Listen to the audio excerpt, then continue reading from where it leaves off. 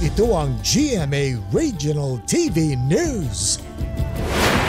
Balita sa Visayas at Mindanao mula sa GMA Regional TV. Patay ang isang construction worker sa Cebu City matapos umanong mahulugan ng bakal ng tubo sa ulo. Sara, saan nang galing yung tubo? Rafi, nahulog ang tubo mula sa ika-22 palapag ng gusali kung saan nagtatrabaho ang biktima. Batay sa investigasyon ng Office of the Building Official, sakay noon ang biktima sa isang gondola habang nagtatrabaho sa 8th floor. Nabiyak ang suot niyang hard hat dahil sa lakas ng impact. Idineklara siyang dead on arrival sa ospital. Ipinahinto na muna ang pagtatayo sa mga gusali. Nadiskubre kasi na expired na ang permit sa ginagamit na gondola at tower crane. Wala pang komento riyan ang pamunuan ng mga ginagawang building.